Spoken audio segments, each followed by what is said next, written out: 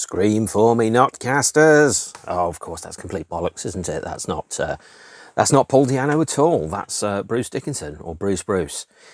Welcome back to the NOTCAST. Sunday, 14th of April, 2024.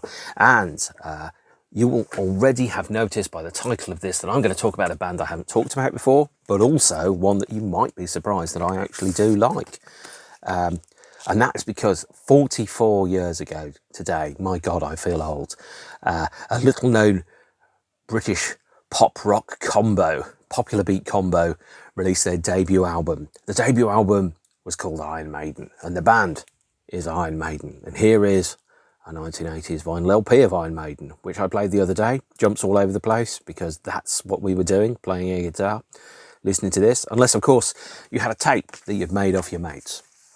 And I'm going to be talking about this album and a whole bunch of other stuff to do with that band. And I'm going to go through all of their 421 albums and everything which I've learnt about popular history, vampires, religion and death as a result of the band's existence. Because in fact, as the popular webpage once said about 20 years ago, everything I know about history I've learned from Iron Maiden. And that is absolutely still true, because there are very few songs that are personal about Iron Maiden. In fact, I really hope there are very few songs that are personal, especially in the early years, because some of those lyrics, they're not good. They're really not good. So much so, I have a surprise coming up for you at the end of the episode. And I'll also, in the interest of full transparency, because Steve Harris first picked up a bass before I was born, have to cite my sources like a well-known rock and pop academic. So in descending order of usefulness, i.e. goodness, Iron Maiden, the ultimate illustrated history of the beast. Maybe I should open an episode by doing that, which is visually interesting, but perhaps more interesting than some of the text that's in there. There's also this book, the Ultimate Iron Maiden Biography, not true, and then the two which I've relied upon the most, alongside my own memories and the good old-fashioned internet, this hilarious tome by Gary Bushell and Ross Halfin, Iron Maiden Running Free. We're going to come back to that for regular injections of Danny Dyer style comedy as we go along, because it's written in pure Cockney. And the authorised biography by Mick Wall, Run to the Hills. This is the last edition that was published, that goes up to 2003, which is quite good because my interest in the band kind of tails off around 2003. So as we get into the generic or more generic later period records, I might become a bit scathing and a bit bitchy. And in fact, I haven't really planned it out at all, especially considering I've only heard Senjutsu once, and that's been out for 2.5 years, because I don't really like it. That's a completely different discussion. In fact, I'm not even sure I like early Iron Maiden. And the reason I'm not sure I like early Iron Maiden is because I probably wouldn't listen to these records had it not been for Bruce joining the band in 1982, and had it not been for Iron Maiden making some really fantastic records between about 1982 and 1992. Actually, the Blaze era is great too, but that is later on in the story. So I'll start off by telling you what I've read in here, by the way, because that's how things work. What I've read in here, and also what I saw in the documentary DVD. Hang on a moment. I haven't thought this bit through. Iron Maiden, the early years, which this has a 90-minute documentary about the early days of the band. It also has the first sell-through VHS, Live at the Rainbow, and a couple of other live shows from the early years of the group on a DVD that came out a staggering 20 years ago. To me, this is still new, but I know it isn't, because it's like 2/5 of my life ago, which is pretty weird when you think about it. Although everything's pretty weird when you think about it. So, as I learned from the Run to the Hills book, Steve Harris joined a band, or formed a band, called Gypsy's Kiss on bass in 1972, and then came into a band called Smiler in 1974, which again had Steve Harris on bass, some guy called Doug Sampson on drums, you might have heard of him, and Doug Wilcock on vocals. During Smiler's existence, when Steve Harris was a vast 18 years old, he wrote a song called Innocent in Exile, which appears on the second Iron Maiden album, I think, Killers. Doug Sampson played on the first Iron Maiden EP, and Doug Wilcock recorded some demos with them in about 1977. But in 1975, the band changed their name again, this time to another name, Iron Maiden, or perhaps if you are, more elegantly phrased, what an awful name for a band, actually. And a guy called Dave Murray, you might have heard of him, joined after about 30 gigs, and the Iron Maiden became a six-piece with 3 guitar players, which they will return back to in the year 2000 or 1999.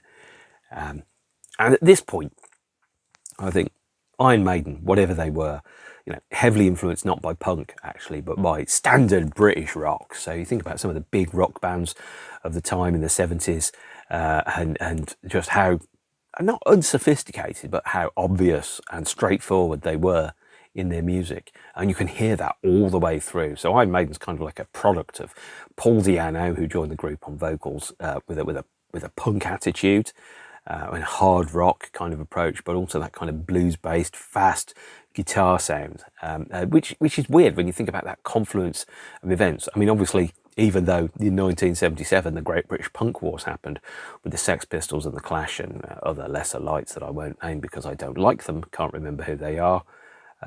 Skids, maybe? I don't know. Were pulling together in a more obvious kind of punk fashion. Iron Maiden stayed determinedly, resolutely, as they always did, doing what they did, which was straightforward, balls out, rock and roll, much like Motorhead, but perhaps less prolific. In 1977, things started to pick up a pace a little bit, I think. Thunderstick of Samson joined on drums. Samson and Thunderstick will appear in other future episodes when some guy called Bruce, who sings in Samson, defects to Iron Maiden. And for 1977, we also had Paul Di'Anno join the group. Paul Di'Anno is interesting, seems like a nice fella, but quite selfish at certain points in his life. And I'm sure his autobiography, The Beast, which I haven't read, goes into much detail about the burning, looting, raping and a shooting that he gets up to. Haven't read it, don't feel the need to. Besides which, there's quite a few stories written in relatable Cockney about the band's burning, looting, raping and a shooting that are in Gary Bushel's Running Free. And I should have found the particular page in advance, but I'm just going to have to scroll through now and see what I can find. There is a page about the Iron Maiden's extracurricular after gig activity. I'm going to pause this whilst I find the exact page. Hang on. Give you an idea of the type of lyrics that the band were doing in the early days.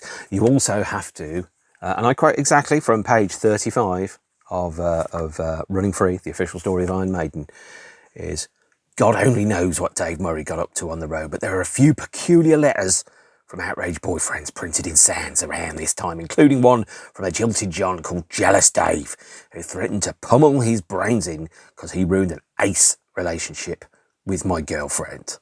Core blimey. So there's more of that coming up later on. In fact, what I might do is I might pick out random bits of random fucking Cockney from time to time, just to let you know the flavour of this book, which probably would serve as the guide for when somebody writes EastEnders dialogue, actually, come to think of it. In 1978, the band then, Steve Harris, 22, Paul Di'Anno, 20, and Dave Murray, 22 as well, were starting to go places, selling out gigs, doing lots of word of mouth stuff, and they released their first EP. Those of you that don't have it, I'm one of the ones that doesn't have it. I did have a bootleg, but I don't now, and I've been trying to get another one, and they're difficult to find and expensive and not worth it. They released their first EP, the Soundhouse Tapes. A lovely picture of it here in the Gary Bushel book. Don't quite know actually why this hasn't been repressed as a 7-inch, because there's certainly the demand for it. And that featured 3 songs that were recorded in a demo session on the 31st of December 1978. The band recorded it in a studio, can't remember which one, but they couldn't afford to pay for the actual tapes. They had a cassette dub of the copy, and then they were like, well, we'll come back and we'll pay for it in a bit when we've got a bit more cash. And lo and behold, by the time they came back to pay for it with a bit more cash, the tapes have been wiped. So all the copies of the Soundhouse tapes that have been released come from that cassette dub copy, which the band had, like a little crappy cassette, the same crappy cassettes that lots of older or perhaps more experienced people recorded off the radio. That said, whilst it hasn't been reissued, some of the tracks from Soundhouse tapes have been made available. If you have the vinyl of 1996's Best of the Beast album, all 4 recordings are on the last side of the vinyl release there. It's probably cheaper to buy a copy of Soundhouse tapes than it is to buy a copy of the vinyl of Best of the Beast. But that's got the CD edition only has 2 tracks from Soundhouse tapes: Strange World, which wasn't actually released, and Iron Maiden. And the 7-inch also has, and let me correct me if I'm right, Invasion and Prowler, a decent 3-track rock and roll EP in which to start one's career. And is it a good 7-inch? No, not particularly. First and foremost, like lots of Iron Maiden production, the production on Soundhouse tapes is pretty crappy. But as shouldn't be a surprise, and let's be generous to it, it is the product of a band that had not very much time and not very much money and a burning ambition, but to go somewhere and do something with all of these songs that they'd written and were rising through London's pub and club scene to try and get it. Success was by no means guaranteed at all. They were one of dozens of pretty cromulent, fairly good rock bands, perhaps better than most, but not the best.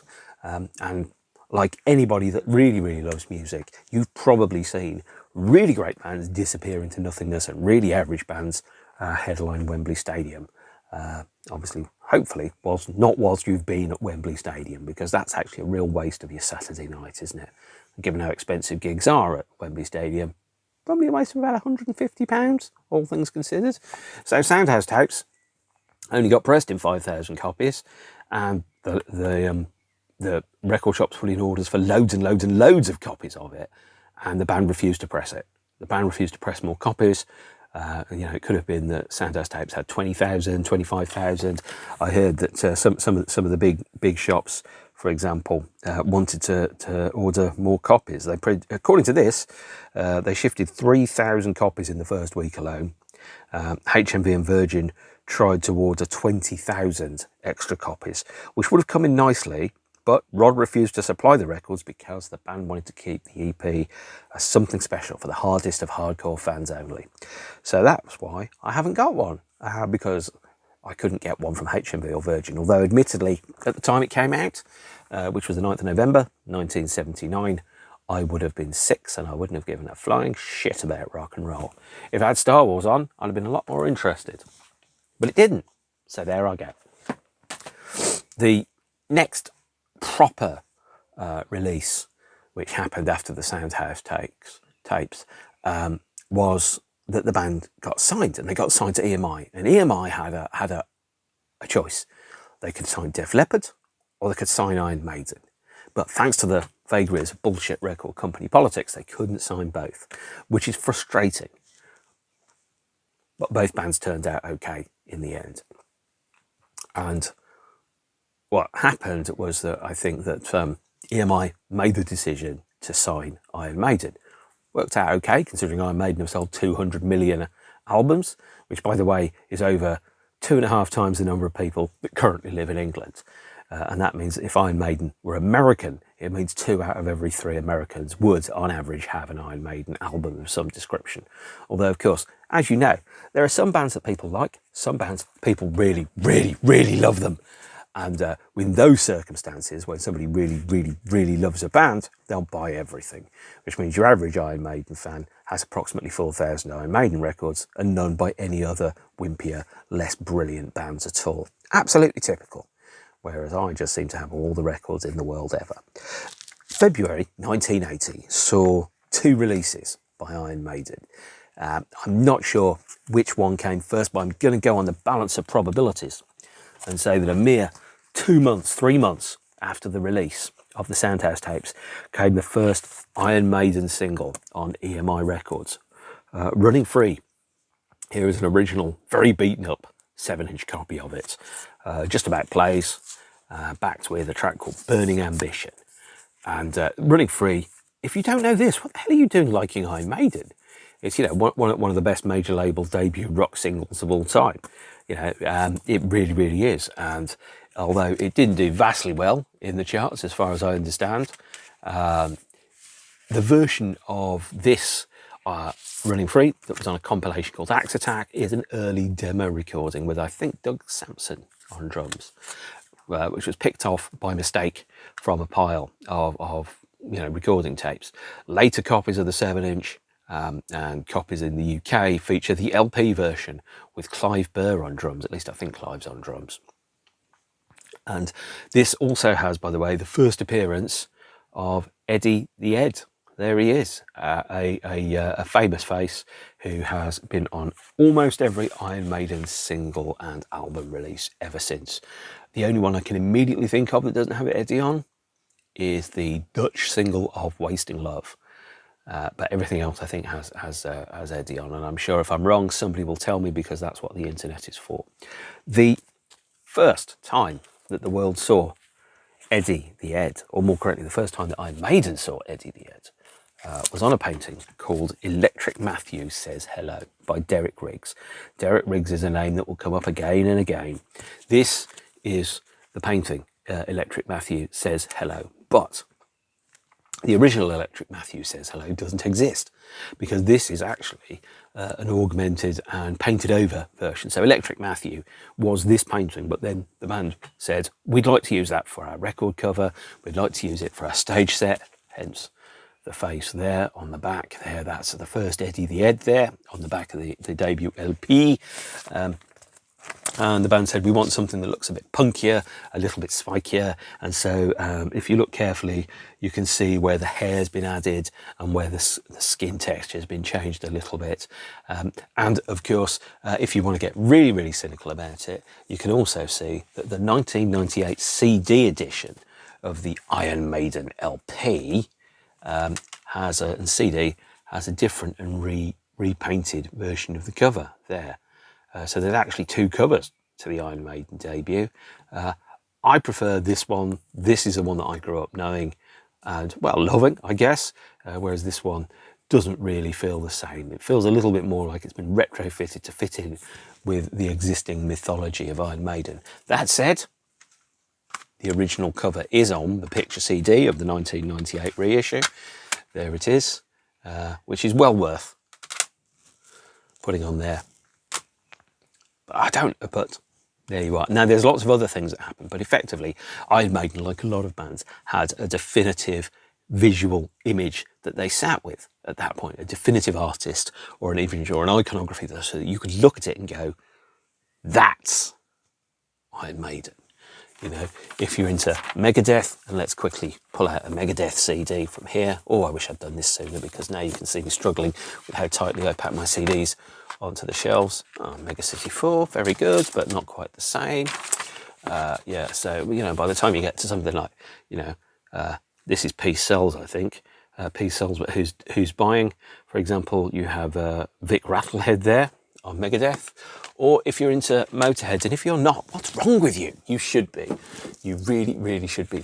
If you're into Motorhead, of course, you have the fabulous kind of war pig imagery which appears on the front of things like rock and roll. So very clearly at this point, metal bands had an image, and the image was kind of defined by Iron Maiden, actually. Title at the top, monster in the middle, and it's an image that's normally painted, or at least feels a little bit rough and scrappy, of something that appears on most of the LP covers and shows you, without you even needing to know, that that's who the band is. It's kind of like, the Nike swoosh or the red and white of Coca-Cola on the bottle, or the blue, red and white of Pepsi Max, okay? Which is there telling you that that's what it is. It's a brand recognition. Although obviously, as I get past the age of 50, hello, I'm past the age of 49 anyway, now at this point, I do kind of look at this and go, as a 15-year-old, I thought that all this imagery about monsters was pretty naff. And as a 50-year-old, I now go, still pretty naff, isn't it? But that's good, because I listen with my ears, not with my eyes. But the way that one experiences art is as a complete package. So for me, most people probably would listen to it and go, yeah, it's fine, I can dance to it, it's good, I enjoy it. I'm all about everything that sits in there. So it's not just the songs, it's the production, it's the lyrics, it's the art, it's the visual identity that the band has. And if New Order records had stuff like this on the cover and lyrics about sexual assault, for example, I probably wouldn't like New Order so much, because I would find it difficult to relate to the lyrics that are in the record. And I find it really, really difficult to relate to the lyrics that are in the Iron Maiden debut LP, which was released in April, 14th of April, 1980. But before we get to the Iron Maiden debut LP, there is the first appearance on album of exclusive Iron Maiden performances and recordings. This was released February 1980. This is the Metal for Mothers compilation album.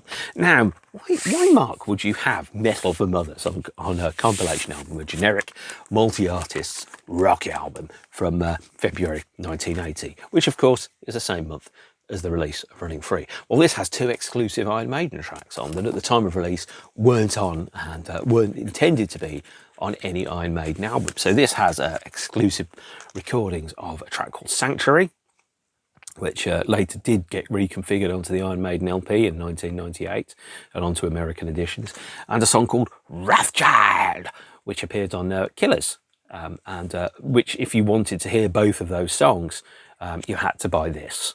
The band went on a tour called Metal for Mothers Tour. They played multiple dates. It was the first time that they were playing in big venues, Newcastle City Halls and places like that. Generally in a support slot, playing about half an hour, but also plugging their new LP, which was just about to come out into the shops. These recordings are available or were reissued in 1996 with the single that went from the Best of the Beast period.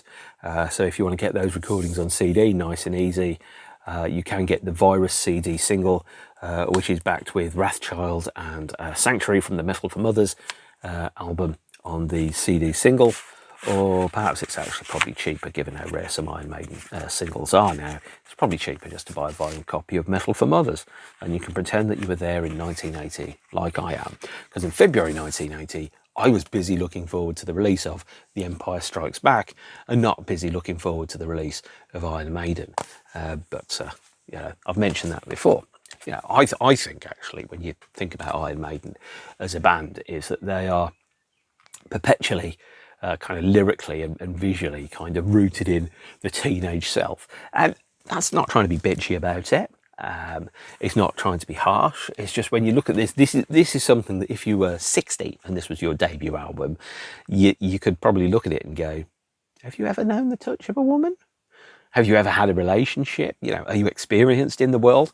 Because if you're 60 and you're writing songs like Prowler, you kind of sit there and go, mate, you should be on Channel 5's To Catch a Killer. You shouldn't be on EMI Records. But obviously those were different times. And were Iron Maiden a record, or more correctly a film, it would have one of those BBC FC classifications that said, this album reflects the standards and culture of the time and includes sexism, murder, and all the other things, which is good, because I have built a scientific-based rating system about the offensiveness of each Iron Maiden song that I will get to at the end of this episode, by the way, in case you're ever wondering about, which is the singular most offensive Iron Maiden song. And surprisingly, that comes in the Bruce Dickinson years. This album then came out, debut album, 14th of April, 1980.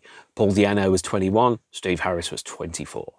And they were young, and it showed, really.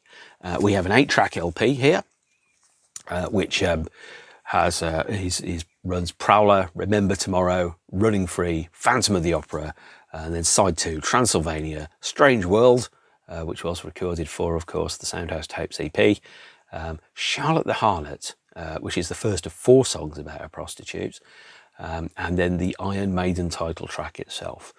In the days when the world was different and not everything was standardised, the American edition of the album features Sanctuary just before Charlotte the Harlot. And in 1998, the standardised remastered CD edition of the album places Sanctuary at track 2, by the way. Sanctuary is the next single that's released from the album. But before we get too far into it, let's talk about the lyrics to this album, because they are really fucking bad.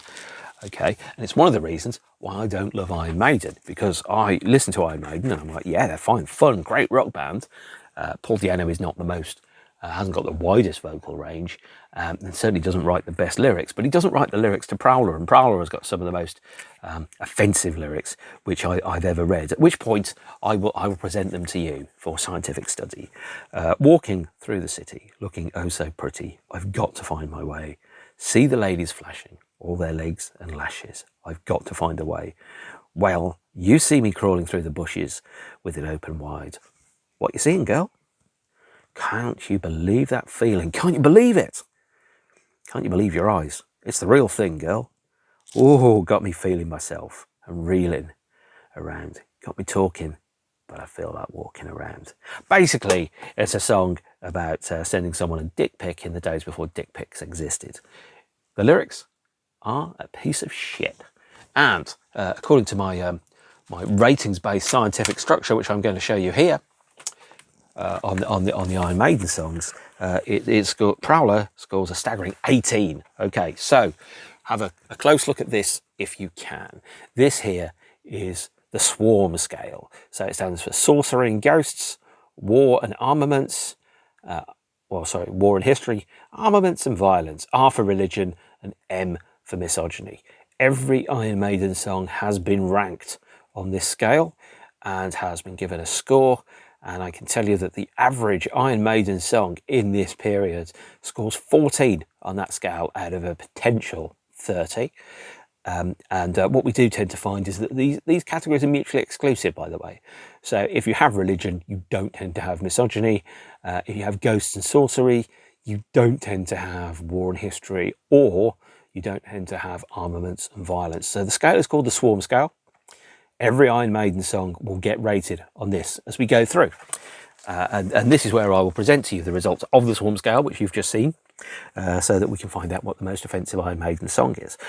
Prowler only scores a staggering 18, which is not actually the highest score on this record, because the highest score on this record goes, oddly enough, to an instrumental called Transylvania. And the reason it goes to Transylvania is because Transylvania takes its title from the location of Count Alucard, Dracula himself, the pale, thin white duke. With this one, Transylvania scores 6s all the way through, so 6s on sorcery and ghosts, 6s on war and history, 6s on armament and violence, but only 4 on religion and only 4 on misogyny, primarily on the grounds that obviously you've got sorcery and ghosts with a vampire, you've got war and history with a historic tale set in the past, murdering people for their blood. That's violence, isn't it? That's probably as violent as you can get. Religion, obviously the existence of a vampire implies the existence of an afterlife of some description, so I'm going to give that 4 out of 6. And then misogyny, because most of Dracula's victims are women, and if they're not women, he certainly acts like they are. That gives it a 4 out of 6 on the grounds that I think that actually Dracula's bisexual, and he's an equal opportunities murderer. He doesn't just murder women, they just have the murder of women in the films because it's probably more attractive to the stupid male gaze. The other songs on the album don't have amazing lyrics either. I think probably the least offensive song on the album, surprisingly, is Charlotte the Harlot, which is not a phrase I'd ever thought I'd say. Actually then after that is Remember Tomorrow. And Remember Tomorrow is one of those things about somebody visiting their own death and their own life and thinking about murder and religion and the afterlife. So it's pretty relaxed by Iron Maiden standards. It's only got a 7. The problem is Charlotte the Harlot has a 6 because it's all about the prostitutes with such classy lyrics as Charlotte the Harlot, show me your legs, Charlotte the Harlot, take me to bed. Awful lyrics, which again by somebody that may not have actually ever spoken to a woman outside of a transaction in a shop or their mum, which at one point, by the way, I was, but that's when I was 14, and I never wrote a lyric as sexist or misogynist or generally awful as Charlotte the Harlot, which, you know, has the line, giving a swish with your ass in the air, don't you know what they're saying? Sticking with every man you find, don't you know what they're after? You've got your legs in the air, don't you hear all their laughter? If I could score this over 6 out of 6, I would. I'd score this about 1,000 on the misogyny scale. But sadly, rules are the rules, and you can only give each one of the 5 categories a maximum of 6. Although if I could do an overall score, Charlotte the Harlot would probably score a 30 on the grounds of being sexist bullshit.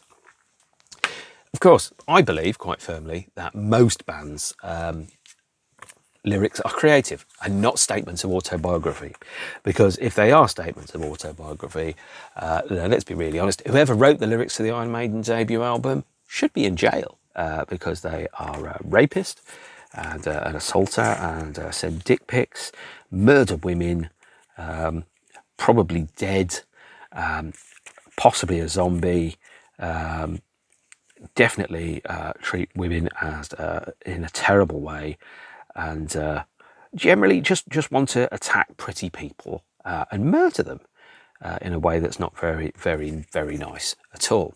So, in fact, probably the least offensive lyric on this, coming to think of it, aside from Charlotte the Harlot, which is actually super offensive, the overall best and most rounded lyric there is Running Free, which scores a 4 on armaments and violence, and scores a 4 on misogyny, and it scores a 4 on both of those because effectively it's about 16 out of luck with a pickup truck and youth and a desire for a place for identity and to meet a woman and to beat some people up, which is perhaps a pretty awful lyric, all things considered.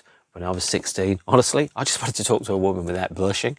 So maybe they were more ambitious than me, which might explain why they're headlining stadiums and I'm headlining my bedroom. But for example, a lyric about pulled her at the bottle top, whiskey dancing, disco hop, and all the boys are after me, and that's the way it's going to be. Really? Okay. It is a bit dog shit, isn't it, those lyrics? They're not good. Then again, some bands are better at music than they are lyrics, and Iron Maiden are living proof that that's the case.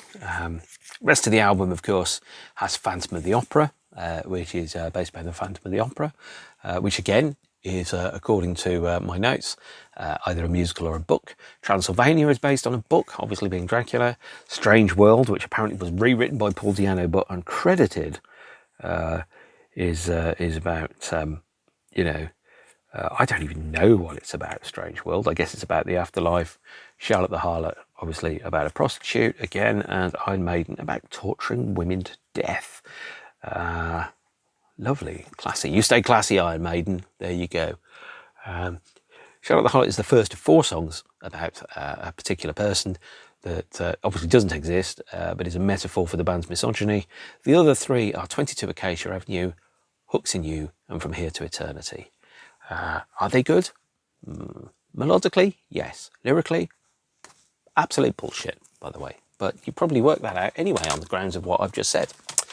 So, after the album, we have the first of the non-LP singles. Now, in these days, a non-LP single was regarded as value for money. So if you released an album, the very least you could do would be to release a single that wasn't on the album, especially if you've got a debut LP. You've got lots and lots of opportunities to release songs and lots of songs that you want to use whilst you've got the chance to do so. And the first non-single, or more correctly, non-album single, which came out was Sanctuary, here in very battered 7-inch form, backed with Drifter, and I think I've got the Fire on a very cramped 7-inch disc there. Drifter being an Iron Maiden original, which later appears on Killers, and I've got the Fire being a cover of Montrose, which I think was sung by Sammy Hagar. Sammy Hagar of the never talked about Van Hagar era of Van Halen. And there's a 12-inch of Sanctuary. This is the Dutch version of Sanctuary, and here you can very clearly see Eddie murdering a woman. Now, I'm not going to mind too much about the woman in question. The woman is Margaret Thatcher, one of the more divisive leaders of this country, who, whilst absolutely competent, was also absolutely cruel. And Margaret Thatcher, I think, had a reputation or a nickname of being the Iron Maiden herself, being a woman in power who had no humility and no kindness towards anybody else, which is why I think she appears on both the cover of this and the cover of the next single, Women in Uniform. Less about that for now. And this apparently was a controversial cover that was a sick rock disc, according to the prudes of the Sun who were quite happy to serve you tits on page 3. But that cover there showing Eddie over the slain body of our former Prime Minister, as controversial as the comic St Swithin's Day, where a man plots to kill the Prime Minister, or perhaps other modern works of art, where you'd expect Sideshow Bob to suddenly lift his chest up and go, no, die Bart die, the tattoo, it's German for the Bart, the. You kind of go, nobody believes you there, man. Again, bullshit with a big fat letter. And again, Sanctuary has the lyric about, I've never killed a woman before, but I know how it feels. And now I'm on the run from the law and I'm seeking sanctuary from the law. It's lyrically questionable. And obviously, if these lyrics were autobiographical, you'd put, flashing, rape, and then you'd add a couple of murders to it, a little bit of time travel and some vampirism. So overall, not nice fellows to hang around with. But again, all the lyrics that we've got for Iron Maiden, if they were autobiography, they should be in a high detention wing. And if they're not, it's basically teenage boys that watch horror movies and read Commando magazine, comic, and watch, Vince Lee, or whatever his name is, Vincent Price and Christopher Lee and Donald Pleasance in all those films like, Terror on the 452 and The Murderer of Saltburn or Hammersmith or whatever it is, and it's like there's nothing that's autobiographical in any of these lyrics. I really hope there isn't anyway. It's more lyrics about what being an adult could be like, written from the perspective of a pubescent child or an adolescent, around, well, there's war and there's murder and there's death and there's vampires and woohoo, isn't it fun? Well, hey. And you kind of go, have you guys ever felt any human emotions at all, or are you living vicariously through, the pages of the Beano Annual? And there's a huge chunk of Iron Maiden that is, of course, absolute pantomime. It's hilarious. If you take it seriously, you're a lost cause. If you laugh with it or at it, or if you laugh at all about it, then you probably understand Iron Maiden better than most people. Because, and let's be blunt here, no sane human being would ever dress like that. Really? Would they? Obviously you've got, let's think, so the leather jacket quotient you've got on the back of the Sanctuary single is 5 out of 5. Let's check the black t-shirt quotient you've got there. 5 out of 5. Let's check the long hair quotient. Okay, 4 out of 5 have long hair. And let's check the disemboweled body in the background quotes. Well, there's a 1. So 1 out of 5 there, although they don't really count because they're dead. So very clearly someone sat there and went, this is going to look classy, isn't it? We're going to hang around in black leather jackets knit to a mannequin of a disemboweled woman. I guess it's a woman, on the grounds that it probably wouldn't be a man, because they wouldn't have a naked man on the cover of anything unless they had a little-known gay disco phase and were into the moustaches and the caps. Talked myself into a corner there, haven't I? And of course, they then had to reassert their fabulous heterosexuality with the release of their fourth single, Women in Uniform, the last song released during the Iron Maiden era. Of course, this time, Margaret Thatcher kind of zealously keeping an eye over Eddie, whilst Eddie is poured over by 2 women, one with an absolutely atrociously 80s haircut there. Sorry, but, I'm just jealous of hair, really. Eddie going, hey, ladies, come and hang out with me, the zombified monster. And then Margaret Thatcher with a very keen face on her, for example, just going, maybe I'll kill this guy because I fancy him or I'm jealous of him. I don't quite know. Of course, the Margaret Thatcher on the cover of Sanctuary and the Margaret Thatcher on the cover of Women in Uniform are dressed completely differently. So there's plausible deniability. There could be sisters, there could be twins. One happens to be Prime Minister. The other one happens to be what looks like a British Army officer in Northern Ireland, which was a thing in 1980. But it's unlikely. And of course, Eddie could be looking at that and going, well, I'm being threatened by a woman with a machine gun, and so I've got to kill her in self-defense. I've never killed a woman before, but I know how it feels. Maybe, of course, I'm just thinking too much about this ridiculous rock track, which wouldn't be the first time that someone's tried to put too much effort and thought into anything. So, Women in Uniform is marked with a re-recording of Invasion from the Soundhouse Tapes EP, which again, not a great track, I'll put it nicely, and a live version, I think, of Phantom of the Opera, recorded at the Marquee on July the 4th, 1980. Iron Maiden were becoming a fierce and popular live act, selling out shows left, right and centre, immediately popular, coming up from the ashes of punk, which had imploded with the end of the Sex Pistols a couple of years previously, taking that punk ethos of streetwise aggression and misdirected anger at the state of society, and then turning it into, you know, tits and dragons, as we will see with Flight of the Icarus and other similar stuff as we go along through the band's career.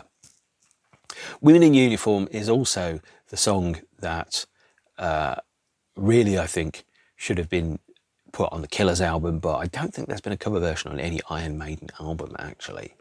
I think also that Women in Uniform is a rare beast in Maiden's existence, because first and foremost, it was only officially released on CD for the first time as part of the band's 1990 First 10 Years box set, which was a collection of CD singles, of early singles of the band on CD that then you could put in a box if you mailed in some coupons. So, for example, Running Free and Sanctuary, alongside Listen with Nico, a documentary set by the band's drummer, and then Women in Uniform is packaged with the with Twilight Zone and Wrathchild, which became a single from the second album. And again, this was the first place that Women in Uniform was released on CD, and actually the only place Women in Uniform was released on CD, apart from the 1995 double CD reissue version of the the Iron Maiden debut LP, which I don't have because I had all the B-sides, and the 2003 early years DVD, wherever I've stuck it, can't remember. Got too many records. You won't often hear me say that. The other thing that happened with Women in Uniform is that it was firstly the one of only 5 Iron Maiden songs to fade out, which, considering the band have done, I think, 237 songs, tells you how rare a fade out is. And the second one is that it's the first song where Steve Harris really put his foot down. He was never satisfied with Women in Uniform, didn't like it, didn't like the fact that the band had to go and record a cover version of another band. I don't remember which band it is. They're Australian. Some Australian bands are amazing. Hello, In Excess and Go-Betweens. Some others aren't. So this one, I don't even know who wrote it, but it was produced by Tony Platt. And Steve Harris was very unsatisfied with the final mix of it. He wanted to commercialise the song and turn it into a rock hit, which was what he'd been tasked with. And Steve Harris effectively remixed it and then took complete control of the band's recorded output. He said, no one's ever going to remix an Iron Maiden song. I'm going to be the one that signs everything off. Every band has a leader, and Steve Harris is the leader of Iron Maiden, and makes it absolutely clear that it's his way or the highway. So, with that in mind, there's also, of course, the re-recording of Invasion, which is pretty good. And that brings the period for the Iron Maiden's debut LP to a close. But whilst I've hinted at it previously, and I have yet to give it to you, let's go through the swarm numbers for this album. So I'm going to be reading this backwards in my mobile phone screen. There you are. And this is what I've pulled out here. So that you know, the total kind of count of the album is quite substantial, actually, although for some reason I've closed it off here. Yep. So the average per song on Soundhouse Tapes is here. It's 14.5 out of a potential 30 on your sexism, on your sorcery and ghosts, war and history, armaments and violence, religion and misogyny quotes. So your EP has 14.5 out of 30 as an average. Iron Maiden has 14 out of 30 on average. The B-sides have a 6.75 rating there with a 27 total. This is by no means the most offensive of the Iron Maiden LPs, but it does have a huge amount of rape, murder, burning, looting, raping and a shooting, alongside vampires, history, violence, religion, justice and death. It's lyrically not great, and I have to be really, really honest about it. I wouldn't like this album if Bruce Dickinson hadn't joined Iron Maiden. I wouldn't like this album if I listened to it now. I wouldn't like this album if this and Killers had been the only Iron Maiden albums that had ever come out. I wouldn't have listened to them at all. But it's important, if you're a fan of the band, to understand the entirety of the band's body of work, including the bits you don't like. Apart from Tangerine Dream, because I jumped out in 1992 with the release of the absolutely awful album that year, Raccoon, I think it's called. But with Iron Maiden, this album is in my collection because Bruce Dickinson later joined Iron Maiden, and Iron Maiden became much, much better. Sorry, Paul. I know that you gave your heart and soul to it, and you did a good job as best as you could. But I prefer the other version of the band, and I prefer the other versions of the band, including the period with Blaze, who I think is a fantastic singer who's very underrated. But no, Iron Maiden as an album has aged like milk. Lyrically, it reflects the cultural attitudes of the time, to quote the BBFC, and is perhaps, or definitely not, the best Iron Maiden record. If you're into metal, it's fantastic. It's epoch making. It's hugely influential. It shaped bands like Motorhead. It shaped Megadeth, Metallica, Slayer, all of them. Every band that came after it was an Iron Maiden fan. And if they said they weren't, they were lying. Absolute liars. Because Iron Maiden were like in this perfect confluence of the middle of everything, in the middle of punk, in the middle of rock, in the middle of metal, and also following on from the very kind of traditional chugga rock, which you would have, as I've mentioned before, bands like Dr. Feelgood, or bands like Sex Pistols and stuff like that. That kind of taking the elements of that but putting it into a new frame.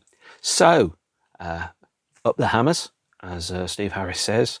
And thanks. If this is your first time watching, I haven't done any other Iron Maiden albums yet. I'm going to get to those. But if this is not your first time watching, then I bet you're surprised I'm doing Iron Maiden, considering I've been doing indie schmindy stadium rock shit previously, and now I'm just about to do one on Kraftwerk. But I worship in a broad church, and there is a time and a place for air guitar, and possibly Sunday afternoon isn't it. So scream for me, NOTCASTers, and I will see you all again soon. Stay beautiful, beautiful ones, and take care of yourselves and each other. Rock on, bastards.